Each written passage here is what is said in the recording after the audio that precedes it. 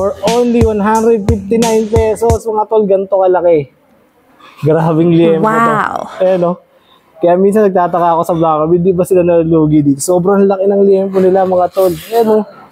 Kahit yung kapitbahay mo, isama mo rito, mapapakain mo. At syempre, mga tol, only pa rin yung gravy nila dito. Yung gravy nila dito, mga tol. Wow! Yun o. The gravy. What's up guys? So nandito nga tayo ngayon sa bagong pwesto ni Blackbird Kitchen. At bago nga kayo pumasok, makikita nyo na agad yung logo nila rito. Sobrang laki nga yan. At pagpasok nyo nga rito, makikita nyo may mga parkingan na dyan ng motor. Siguradong makaka-dine in kayo rito kahit ilan kayo. At pagdating naman dito sa loob, sobrang luwag. At kahit nga isama nyo yung buong pamilya nyo, pati yung kapitbahay nyo, sigurado magkakasya kayo ngayon sa bagong pwesto nila. At sila nga pala yung mga staff dito na babati sa inyo pag umorder na kayo dito. At shoutout nga pala dito sa mga magkakasama na to na nakasabay natin kumain dito sa Blackbird Kitchen. At dahil kahit gabi na, dinadayo pa rin nila dito. Saba. Hatag ko lang po yung pari ko, taga-west, pinaka-pogi. Yun. Solid nito, solid sir. Ito po siya na lang.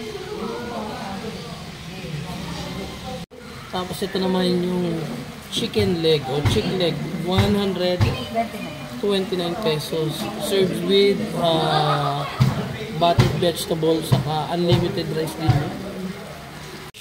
Tapos ito yung rebone steak nila, 185 pesos. Nakita nyo naman yun.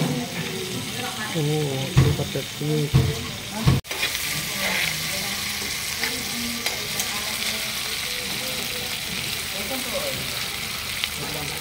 Kano sisig? 180 barkada to, no? Or solo lang? Barkada, 180 pesos. At ito na nga yung mga in-order natin. Sobrang sasarap yan, mga tol. Itsura pa lang talaga, matatakam ka na. So yun, what's up mga tol? So binalikan nga natin yung bagong pwesto ngayon. Ito, pakita mo tol. Yung bagong pwesto ngayon ni Blackbird Kitchen. At syempre may mga bago siyang menu. At ito nga yung umpisa natin dito sa table nila. Ayan o. For only 169. Ayan o. Napakalupit ng tibo nila dito. Itsura pa lang, sobrang sarap na. At itong napakalaking bala dinosaur nila ditong chicken. For only 129 pesos. Ayan o. Grabe, sobrang laki nito. Sinong kakabahan? Kakabahan ka na, diwata. Kasi ito may gulay. Tsaka masustansya. At ito naman yung kanilang sisig for only 180 pesos. Grabe. For barkada meals to mga tol ah.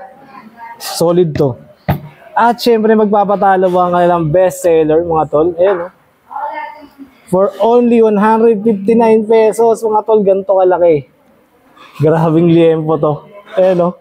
Kaya minsan nagtataka ako sa Black, hindi ba sila nalulugi dito? Sobrang laki ng liempo nila mga tol. Ayan o. Kahit yung kapitbahay mo, isama mo rito, mapapakain mo.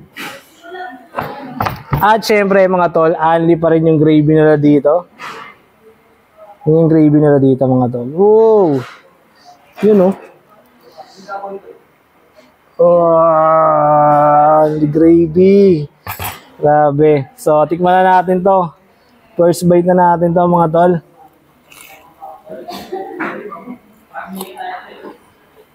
Grabe. Solid ka talaga, Blackbird.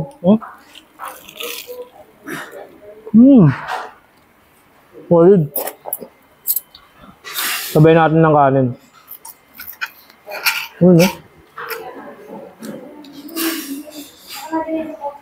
Wap. Tapos sabay pa natin tong sisig nila. Sobrang sarap, di ko na binitawan yung kutsara. Alin lang natin dito. Tsaka kung mapapansin nyo mga tol, talagang solid na puro laman yan. Konti lang yung taba, pero crispy.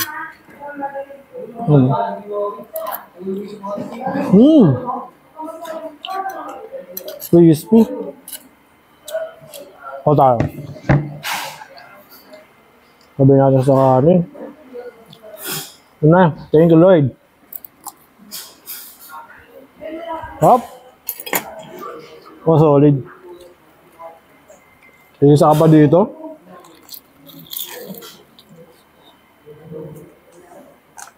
Sabi.